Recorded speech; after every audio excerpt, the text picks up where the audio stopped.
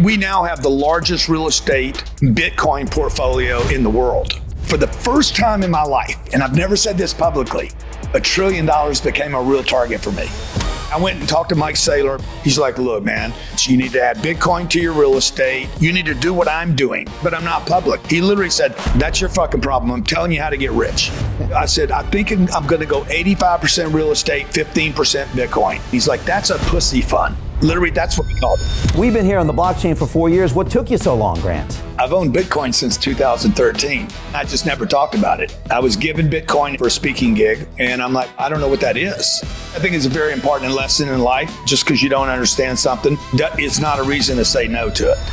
The Bitcoin community needs to quit saying that people are priced out. Oh my God, it's so unfair. We printed so much money. Nobody can afford a home. Wrong. It's never been easier to buy a house.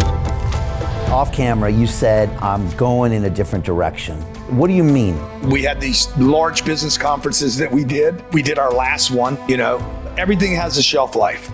Do we wait for the marketplace to end us, or do we end us? The solution to the problem is me. I need to go find a target, achieve the target, not quit on the way there. I know I have unbelievable gifts that I have not touched. It's not even about passion. It's me being curious. A man that is not curious is going to look old.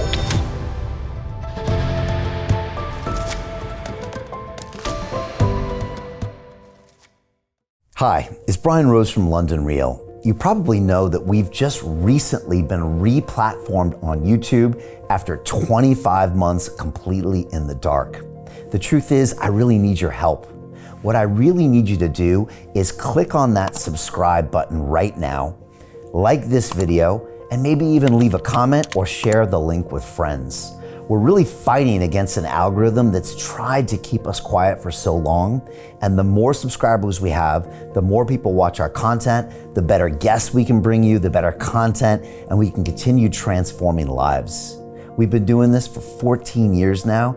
I want to do this for another 14 years, but I really need your help. So click on that subscribe button, like the video, leave a comment, share this, and we're going to continue to bring you more and more great content. Thank you. This is London Real. I am Brian Rose. My guest today is Grant Cardone, the entrepreneur, best-selling author, real estate mogul, and global sales trainer whose 10X philosophy has influenced millions around the world. You built a $4 billion real estate portfolio, created a massive online education empire, and reshaped how people think about money, ambition, and financial freedom. Recently, you shocked your industry by going publicly all in on Bitcoin, arguing that the future of wealth will be built on hard digital assets, decentralized systems, and the collapse of the old financial order. You've embraced Bitcoin not just as a hedge, but as a core long-term store of value, and you've begun teaching millions of followers why it's becoming indispensable for entrepreneurs, investors, and families around the world. Today, I want to go deep, not on your past, but into the new Grant Cardone mindset, Bitcoin, digital assets, de-dollarization, global instability, and why you believe the middle class will get wiped out unless they adapt fast. Grant, welcome back to London Real. Good to see you, man. Always good to be with you and London Real and the red tie and the red puffy. I mean, you got that thing on lock, bro. They should give you a trademark for that look right there, the pinstripes.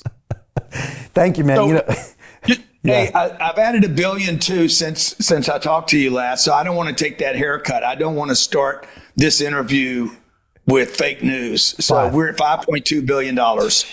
Wow. That's incredible. I remember when you were sub-billion. Let me tell you, let me just add one other thing so you're up to date with me. Yeah. So since I saw you last, because I think success is very important and people should share what they're doing. You can't just let you believe that you're going to do something and the world's going to know what you did. Since I left, we built a consulting company out like an Ernst Young for medium-sized businesses, a 10X health system that's only 3.5 years old.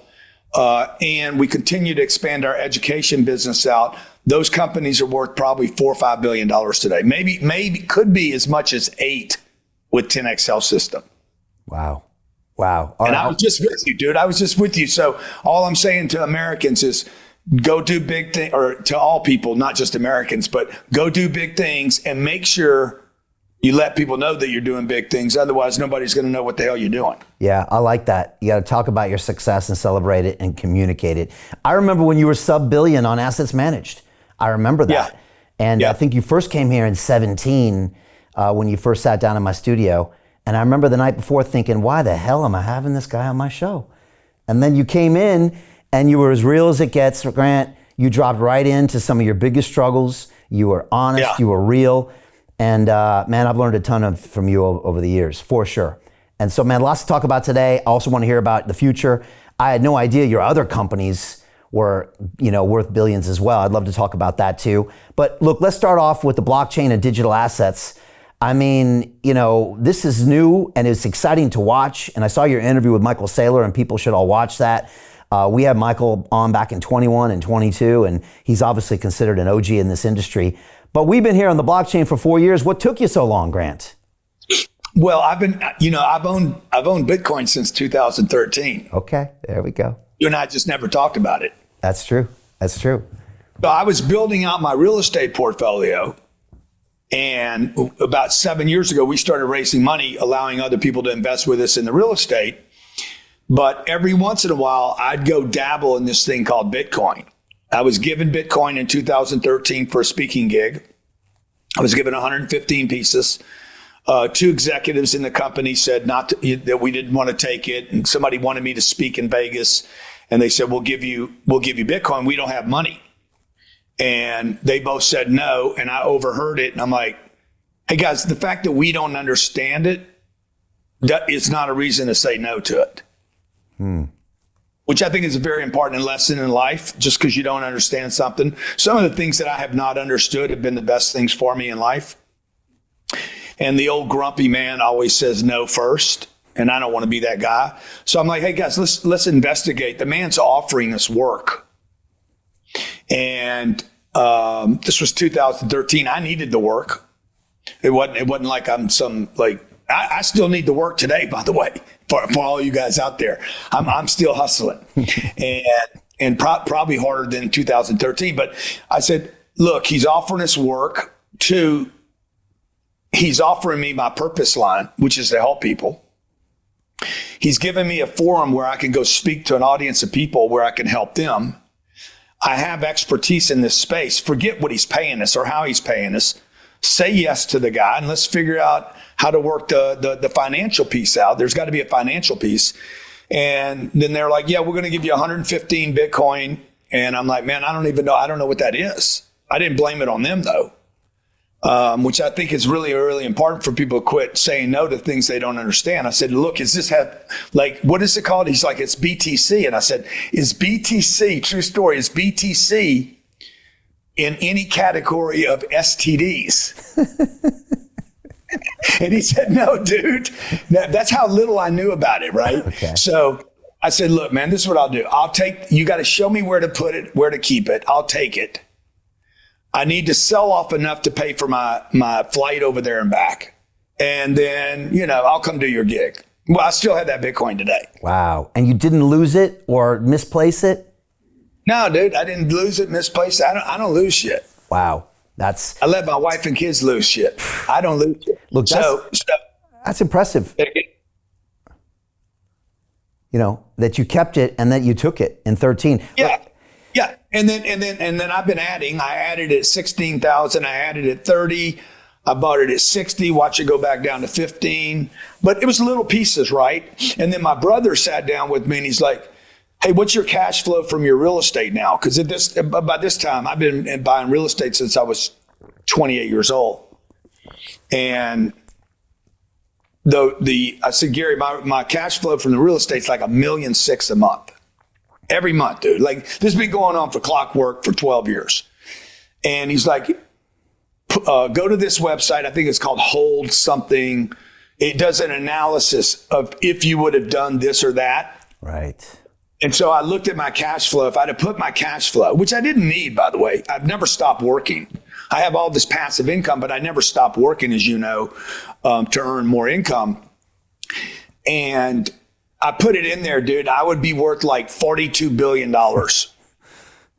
And then what we did was I started experimenting with taking the real estate, part of the cash flow from the real estate, and I started adding Bitcoin a little bit at a time. And then January this year, I said, I'm going to go try this on my audience and see how they respond to it. So we did our first real estate Bitcoin deal in January. It was a $88 million transaction, $72 million of real estate, about $16 million of Bitcoin. And then we allowed people to invest with us in that, where we basically fused the real estate. We paid cash for the real estate. We paid cash for the Bitcoin. Okay. And we put the two together in a company, in an LLC, limited liability corporation.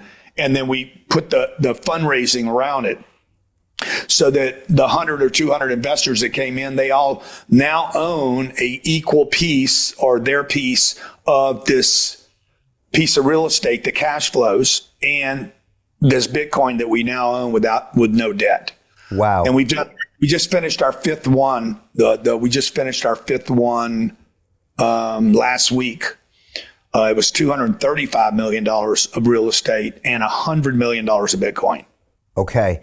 And so you have those two assets in the LLC, and then you also take some of the cash flow from the real estate and buy more BTC?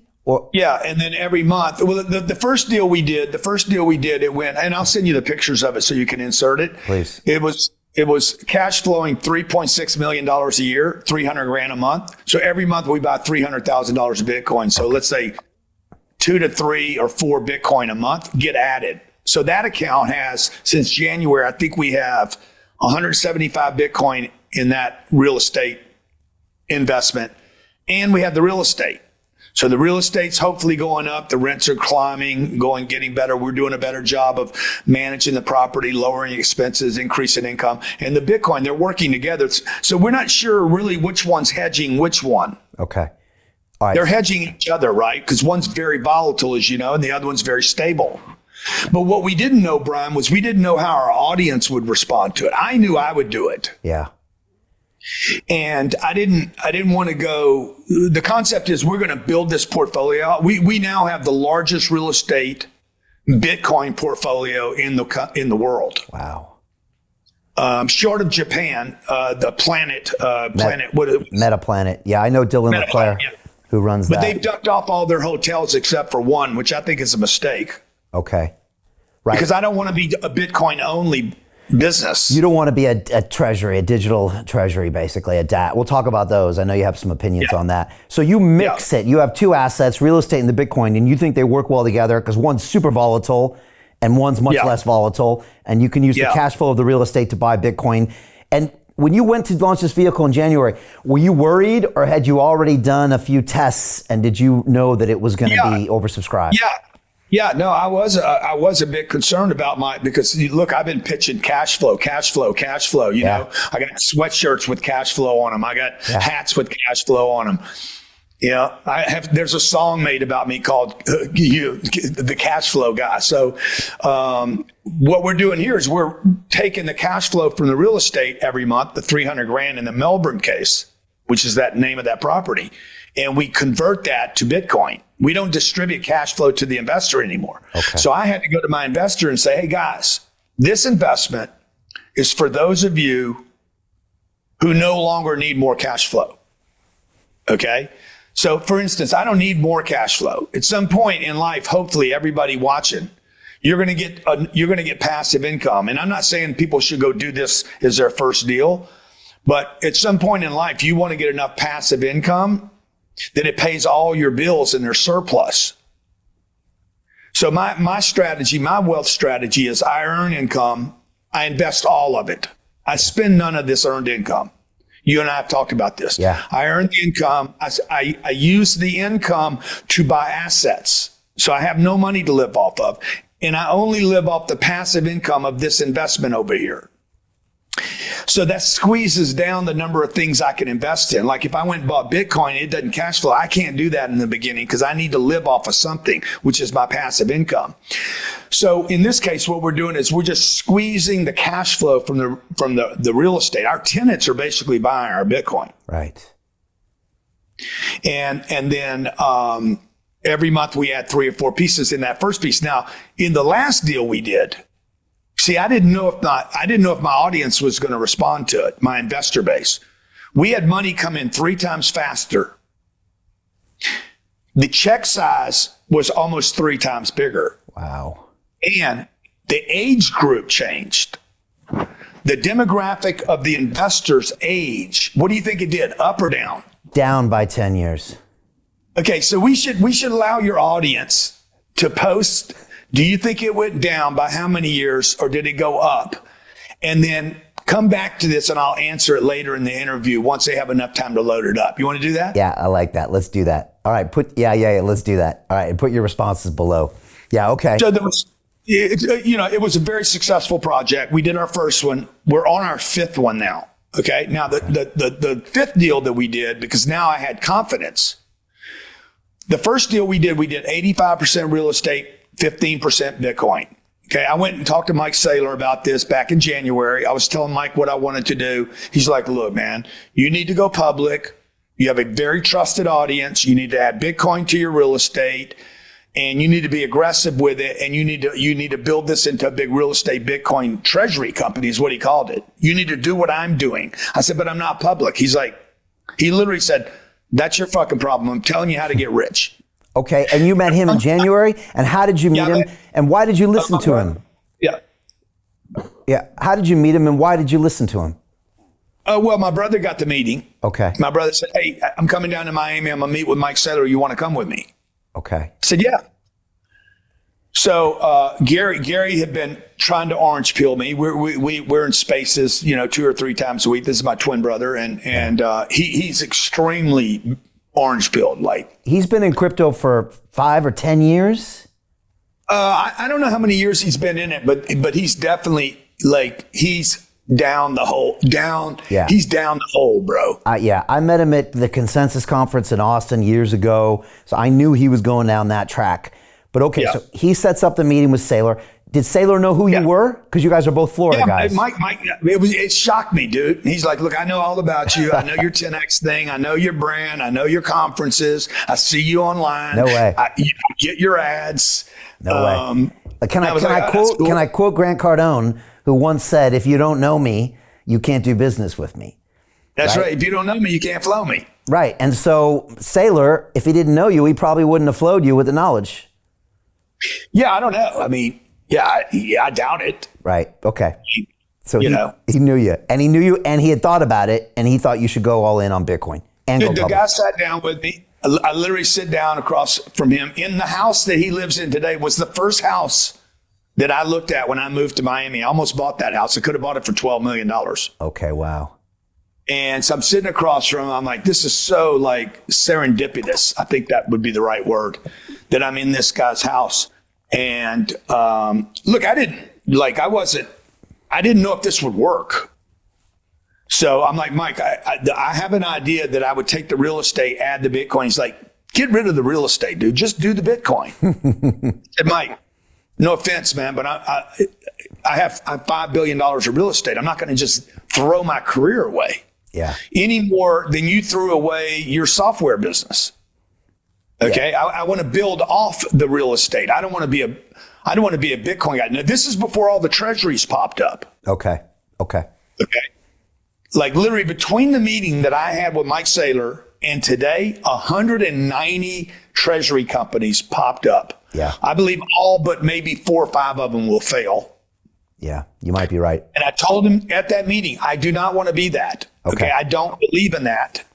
Okay. I don't believe in, I'm a public company. I'm going to raise money. I'm going to buy Bitcoin or Ethereum or Solana or whatever you're buying. That's going to go up. And then I'm going to borrow more money. Like, that's not what I do, dude. I'm a real estate guy. Yeah. I mean, you might as well use your IP and your specialization anyways, right? Exactly right. Yeah. I can't undo this story, nor would I want to, because I believe real estate is one of the great investment asset classes in the world and will continue to be for thousands of years. Okay. Even though it has problems. Right. So Mike was like, man, I'm telling you, I said, I think I'm going to go 85-15. He's like, that's a pussy fund. Literally, that's what he called it. Yeah, that's a pussy. But we all have to dip our toe in somewhere. So that's what you did. How do you get out of a rat race? How do you create wealth not only for yourself, but also for the generations to come after? I am absolutely amazed with the quality of companies that we're getting exposure to. We go on to Zoom calls with the innovators and the folks who are building new applications in metaverse, blockchain, artificial intelligence, decentralized finance. What's going on, everybody? Thumbs up if you can see me. We are focusing on early stage investment. And the quality of people that we're getting exposure to, whether it be Dan Tapiero with 1RT, Jason Ma from Open, Yatsu from Animoca. It's been a phenomenal experience thus far. It has far exceeded my expectations. We are focusing on cutting edge technologies. I view it now as the best investment I've ever made. The upside I view is unlimited. And as a retail investor, I would never get this exposure anywhere else outside of Investment Club. See you in the investment club. So I'm like, well, bro, look, like $15 million of Bitcoin on an $85 million purchase. It might be a pussy fund to you, but like, he's like, I'm telling you, do like at least 50-50. And look, raising money is already difficult. That means I would have to raise $72 million for the real estate, $72 million for the Bitcoin. I'm like, I don't think I can do it because I've never done it. And so we tiptoed in our first deal. Our second deal, we did $15 million of cash to buy the real estate. We leveraged the real estate and we did $15 million of Bitcoin. Third deal and fourth deal, the same thing. The fifth deal, and this is this year, the fifth deal we did $235 million purchase from Blackstone. I bought it out of bankruptcy. I paid cash for it. And we added $100 million of Bitcoin. Okay. That's a monster deal. Okay. Big. That deal's got 900 pieces of Bitcoin on it. That deal, that $335 million could be worth in the next 5 years $1.2 billion or $1.3 billion.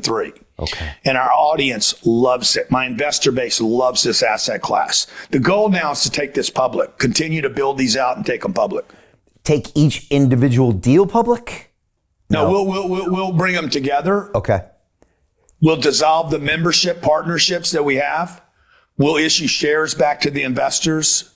They'll be ground floor investors in this opportunity. So they'll come in at a price before the IPO, for lack of better words. Okay. So it'll be great for the investors. You're like a DAT, but you own digital assets and real assets. Yeah, I'm like a DAT that is got real assets. Okay. But you're training and a real business, by the way, and accounts receivables and payables, and that's the problem. Okay. Like if you don't have a real business, or if the business is all built around Bitcoin or digital, what happens if that digital fails or goes through a winter or two winters? Yeah. I want a real use asset here. I can't live in my Bitcoin, no matter how much somebody loves Bitcoin. And I know some of the Bitcoiners out there are like, Bitcoin's going to solve every problem in the world. Bro, I still need food. I still need water. I still need a place to sleep. I still need transportation. Bitcoin cannot solve every problem in the world. It can't be the only asset class. Okay. So when you take this public, this won't be the education business or anything else. This will strictly be your real estate and Bitcoin assets. That will go public. That's right. Okay. Is that happening? Because I heard you talking to Michael, and we know it's a pain in the butt to go public. Even Michael recalls that. But also Michael said you just do it, right? Michael told me, I went back to him, I guess, 3 months ago. I've had 5 meetings with him since then. And I said, Michael, man, I'm having trouble with the public thing, the IPO thing, bro. It's like, this is terrible. I'm looking at a reverse merger. I looked at a SPAC. I don't want to do the SPAC thing because it's very diluted to the investors. The reverse thing comes with hair and problem. He's like, it's a rite of passage. Do it the right way. You have to go kneel in front of the king, take a knee, kiss the ring. It's a rite of passage. Do it the hard way. I said, fuck, I can't do it, bro. Like, I cannot do this with the banks. And he's like, look, you got to pay the price. Everybody has to go through this. But you see, Michael's he's been public since he was like 33 years old. Yeah. I'm 67, bro. And I mean, other than, I don't have a stock symbol that people are not telling me what I'm worth based on the price of my stock. Do you want it? Well, I want it if it's good. I want it if it's good for me and the investors. I don't want it if it's just, I don't want the DAT thing. Right. And by the way, I could have done the DAT thing and picked up a bunch of dough, just like I could have done NFTs and I could have made a bunch of money for myself. I could go do a meme coin and pick up probably $100 million. I'm not going to do that though. Yeah. We had opportunities to do that too, and we passed. Yeah. It smelled like the wrong thing to do. Yeah, dude. So, but public means that you got a whole new source of liquidity, a bunch of people that can buy your stuff. So your val probably will go up, but then you get all the headaches of being a public company. Yeah, that's fine. But I'm a creator. Okay. You know, the problem with most of these DATs today is there's no product, there's no service, there's no customers, and the biggest mistake is there's no creator.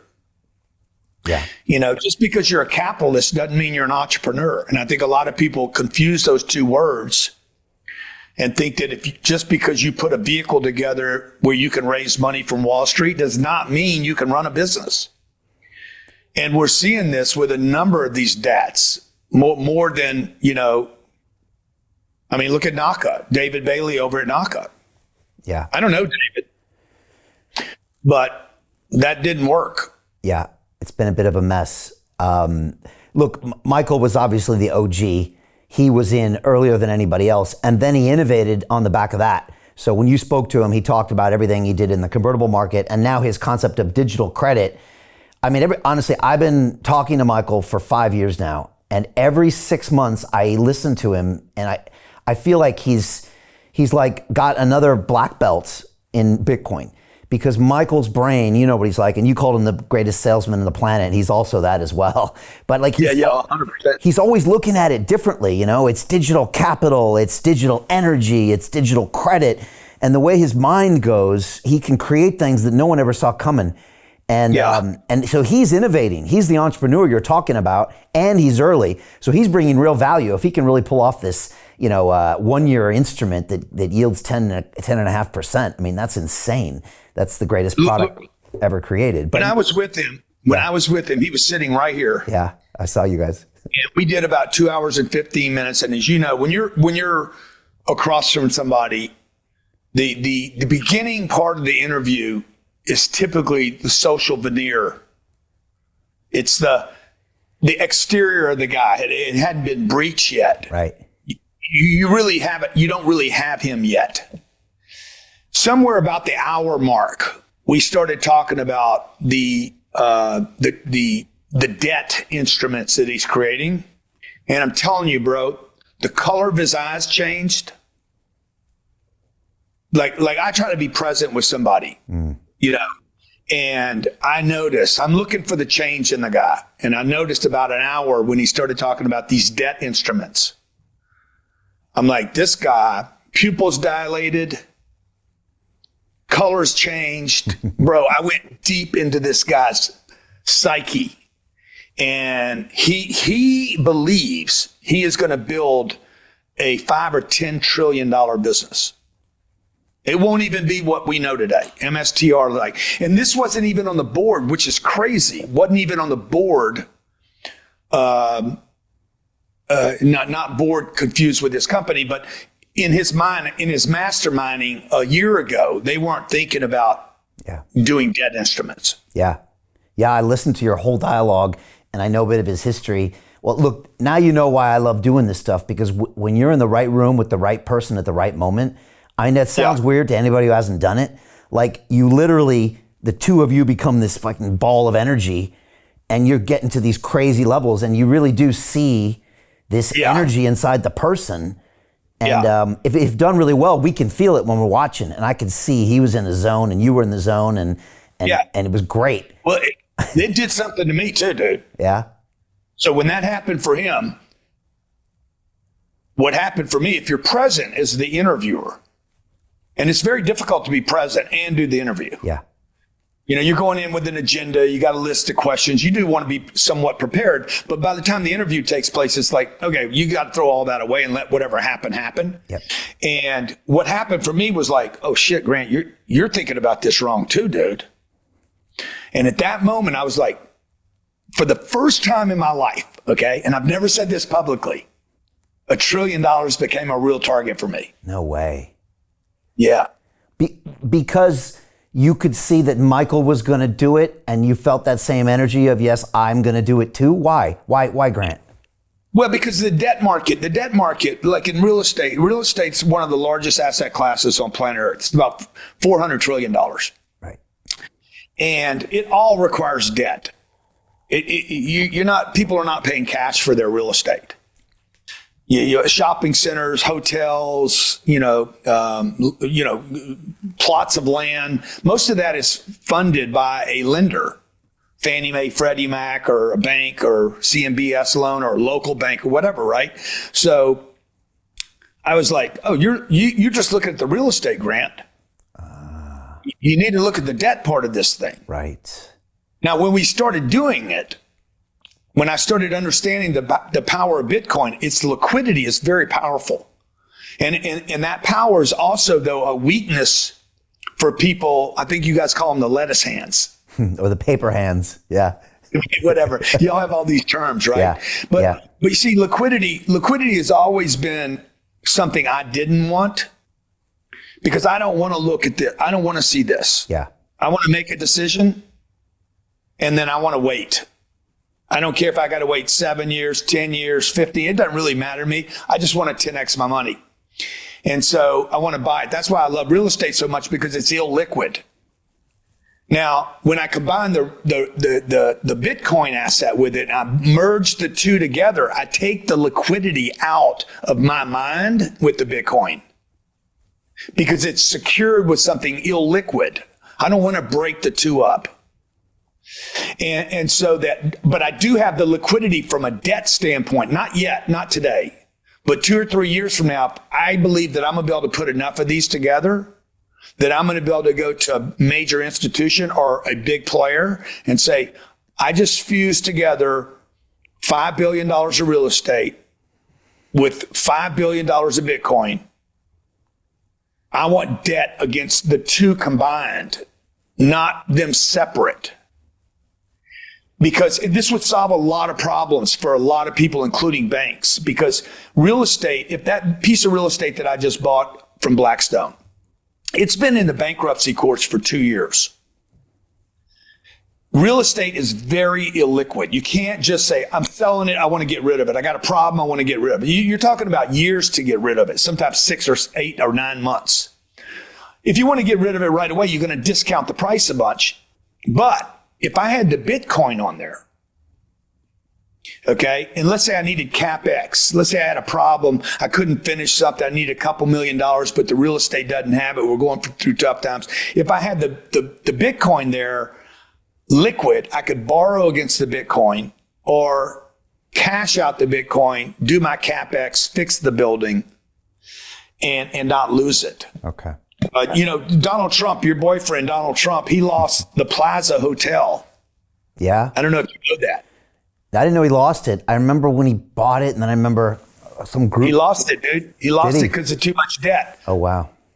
And had he had just 10% of that purchase, this is pre-Bitcoin, but had he had 10% of that purchase funded in Bitcoin, he wouldn't have lost that property. Okay.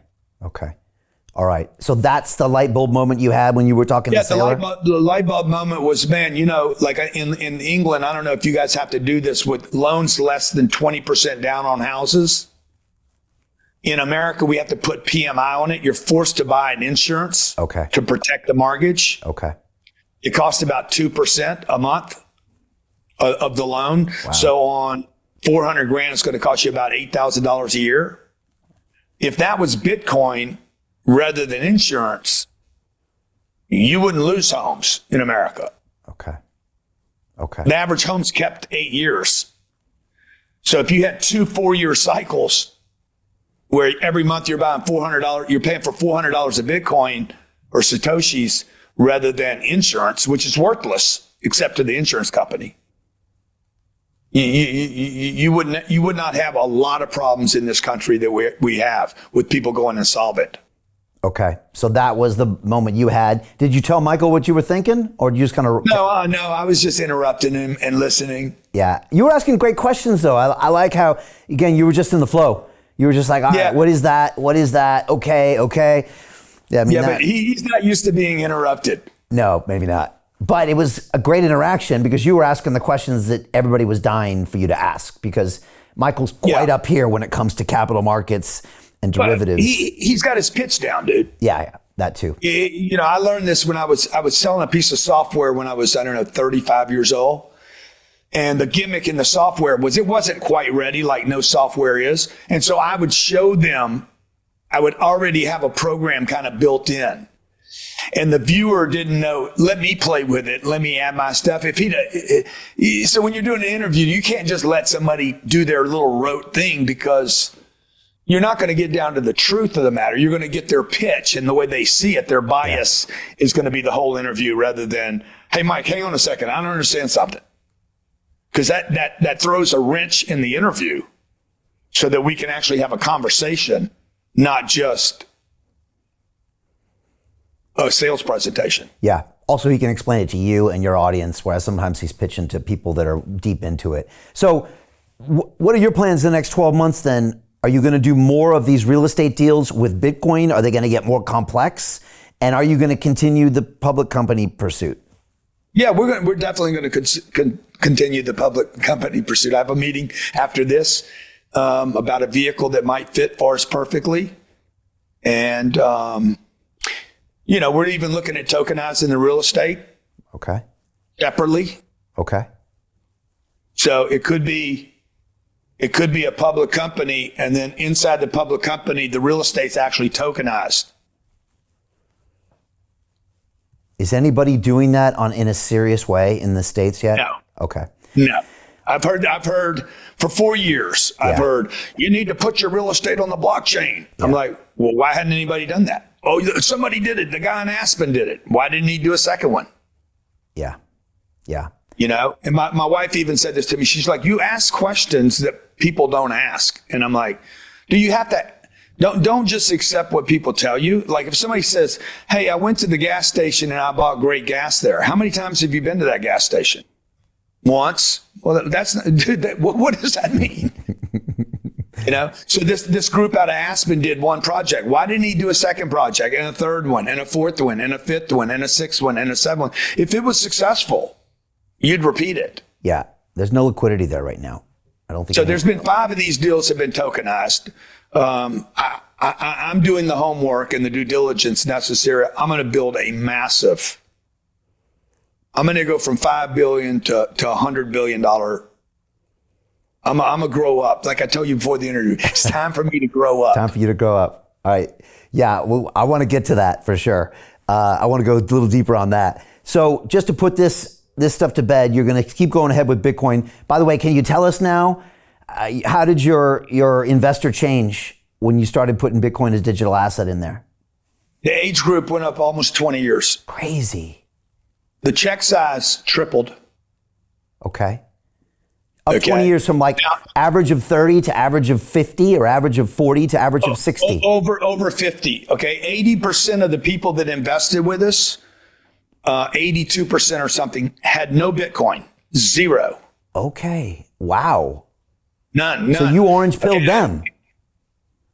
Yeah, because what we're doing is providing a vehicle they understand. Okay, got it. They understand. 99. Here's the problem with the Bitcoin community. I had this conversation with Mike. Okay. I said, you guys don't know how to talk to regular people anymore. Probably true. All I hear about is fucking dollars going to hell. The world's coming to an end. We can't keep borrowing money. I've been hearing this bullshit about we can't borrow money for 67 years. The debt clock, you know the debt clock that everybody talks about? I remember it, yeah. I don't know when it was created, but I guarantee it was around when I was born.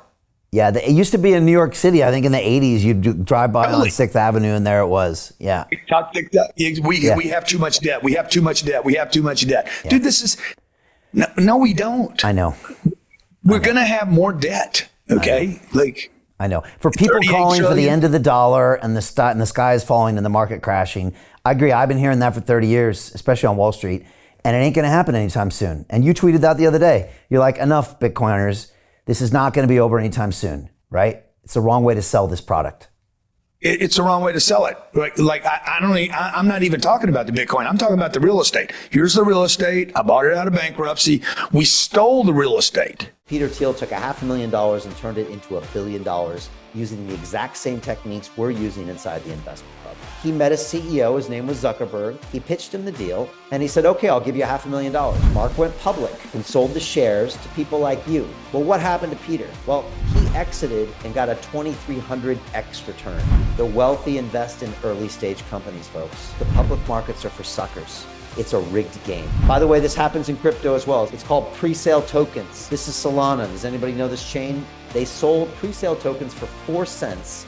And you can see the date on there, April 5th, 2018. Look at Solana today, folks. That thing's up over 1,000x. The media and Wall Street and all these hype people get you to buy the top. Meanwhile, they put their clients in at the bottom and they use you for liquidity to make their clients rich. You can play this same game. You just have to have the financial education and the deal flow. That's it. Okay. The way for this to work, if anybody wants to mimic what I'm doing, is you have to find a piece of real estate that you're buying below replacement costs. This piece of real estate would cost $350 to rebuild it.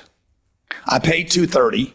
So I have $120 million. I have a third, whatever the project is. If it was $2 million, I'd have to build it for $3 million. Okay. Whatever the difference between the cost you paid and the cost to build is an opportunity to fill that up with Bitcoin rather than just get a cheaper price.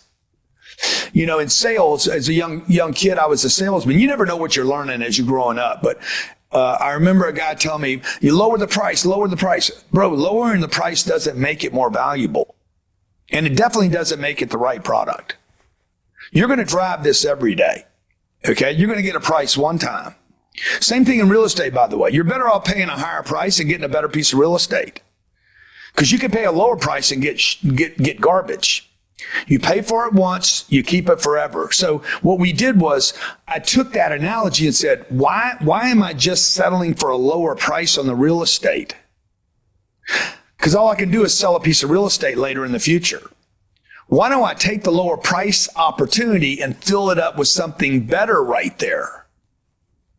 So we took the 230, we added $100 million of Bitcoin, 833 pieces, I think, is what we bought in that portfolio. No, actually, it was almost 900 pieces. Added 900 pieces. So now we put the two together. We have real estate and Bitcoin. We're still at replacement costs.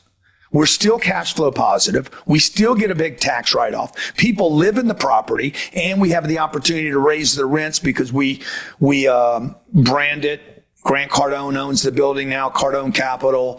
We brand it 10X. We take care of our tenants. We clean up the place. We furnish it. And then we offer our residents in the property the opportunity to be the first investors. Okay. So you actually orange-pilled a bunch of new, older investors with your vehicle. I never saw that coming, Grant. That's amazing. Yeah. Wow. Yeah. Wow. 1,500. We've orange-pilled 1,500 people this year into owning Bitcoin. And most of them aren't even like, yeah, good luck on the Bitcoin, dude. Like, they're not watching there every day the way you do. Okay. That's a healthier way of owning Bitcoin. 100%. Yeah. Okay. A couple other questions about crypto, and then I got a bunch more to ask you. Would you ever consider any other crypto assets? You know, Bitcoin doesn't have a yield. Ethereum does have a yield. I think Solana does have a yield because they're proof of stake. Or are you just going to stick with the one and only? Well, I won't do anything until I fully understand something. So I don't do anything I don't fully understand. So at this point, and just when Bitcoin. I do it, I'll do it on myself first. Okay. All right. So I shouldn't hold the breath that you're going to go into an Ethereum play anytime soon. You know, with me, dude, I never want to say no. I don't want to say no to, it's what I said earlier. Why would I say no to something I don't understand? Because I don't understand it. But I'm not going to say yes to anything I don't understand. Okay. So, and I don't understand Solana or Ethereum enough or Ripple enough, or I can tell you this, it'll never be gold or silver. Okay. Right. Because I understand that gold and silver would not add value to my real estate portfolio, despite the fact that gold is up whatever 80% this year. I'm still not convinced gold's an investment. Okay. All right. So the next 2 years involve you doing more of what you're doing, which is continually accumulating huge chunks of real estate, combining it with Bitcoin on certain deals, and then potentially bringing everything public in the next 24 months. Yeah, we think. To continue watching the rest of the episode for free, visit our website londonreal.tv or click the link in the description below. Hi, it's Brian Rose from London Real. You probably know that we've just recently been re-platformed on YouTube after 25 months completely in the dark. The truth is, I really need your help. What I really need you to do is click on that subscribe button right now, like this video, and maybe even leave a comment or share the link with friends. We're really fighting against an algorithm that's tried to keep us quiet for so long. And the more subscribers we have, the more people watch our content, the better guests we can bring you, the better content, and we can continue transforming lives. We've been doing this for 14 years now. I want to do this for another 14 years, but I really need your help. So click on that subscribe button, like the video, leave a comment, share this, and we're going to continue to bring you more and more great content. Thank you.